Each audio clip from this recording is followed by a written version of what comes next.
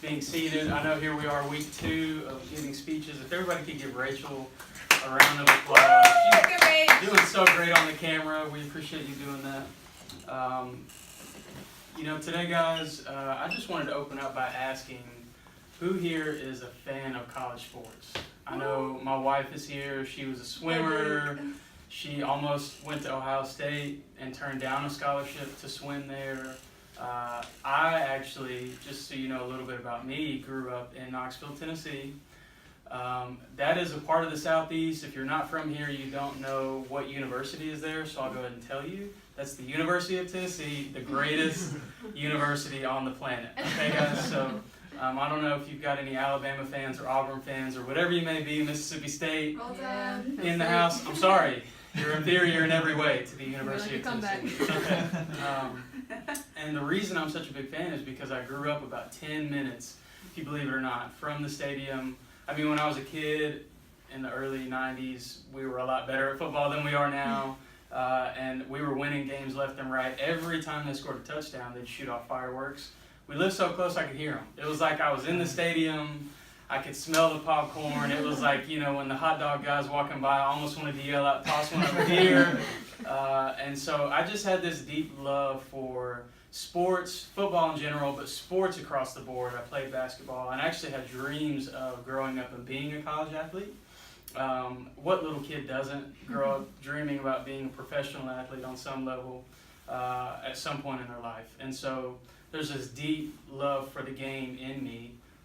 One of the things in college sports that's a big topic of discussion right now is whether college athletes that have been scholarshiped with a full ride should receive compensation beyond that. There is a lot of research out there that shows that college sports, football even in general, let's just talk about football and basketball, it's a multi-billion-dollar industry. So there is a lot of money to be made off of this in deals with television networks, deals for the universities.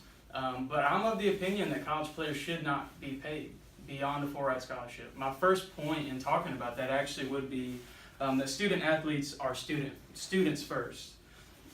There's a couple of facts that I pulled from the NCAA directly, so I'd like to just take a second and read some of those to you. It says, according to the NCAA's official website, the organization consists of nearly 500,000 college athletes, 19,750 teams that send more than 52,000 participants to compete every year in the NCAA's 90 championships in 24 sports across 3 divisions. That's a mouthful, right? That's a lot. There's a lot going on with college sports. Another interesting stat, of the nearly 8 million students currently playing in high school athletics in the United States, only 480,000 of them will compete at NCAA schools. And of that group, only a fraction will realize the goal of becoming a professional or Olympic athlete. One thing to consider too now with those stats that's not listed is that there actually are, there's a growing audience for college sports across the world. So even at the University of Tennessee right now, we have a player that's on our team starting in basketball who is from Europe. He's from France. And that's becoming more and more common, not just in college sports, but also on the professional level. These players are playing in leagues to play basketball and now even football in some cases around the world, making it to the professional level. So that pool gets smaller and smaller for students that will make it from college all the way to the next level. I think they need to stay focused while they're in college, because if we allow college athletes to get paid beyond full-ride scholarships, they lose sight of the fact of why they're actually there. And that's to get an education. Playing sports unpaid as well keeps the game fun. One of my favorite parts about college sports is that these players are playing because they love the game. I'll say it another way. One of my least favorite parts about professional sports is that these players have moved from a love from the game into a business mindset. So if they get traded, it's a business decision. If they join a certain program over another, it's a business decision. They're negotiating their contracts and trying to get the most money that they can. And it just takes away a bit of the focus from the love of the game and puts it on money. Another point that I think is a big one here is that these colleges rely on athletics, specifically programs like Tennessee football. We'll take that as an example. They rely on the athletic money that comes in from that to cover the cost of their network of athletics program-wide. So, for example, in Tennessee right now, they're doing a huge renovation of the football stadium. It's going to cost over $340 million. They rely on the money brought in from football sales to cover that. It also provides scholarships for not just football players, but we all know the most money comes in through football, so that money is also spread out across swimming, tennis, soccer, baseball, all of these other programs that sell less merchandise, less tickets, and bring in less revenue. Because this money is reserved for that, they're able to use that money to do a lot of different things besides paying players. If they started paying players, there would be less money to work with and spread out across the university. The last point, and I could spend a long time talking about this one, would be that playing college players leads to corruption. One of the big issues in college sports already is that there are alumni, boosters who try and find ways to stick money in the pockets of recruits, to entice them to come to their university over the other teams that are recruiting them. So if that's already going on when it's illegal to pay college players, how much more is that going to happen when it's legal to put money in the pockets of these kids? They're kids. They're 18, 19, 20 years old. And most of these kids are not staying, if they're good enough to go to the professional level, long enough for it to even matter. They don't finish their degrees.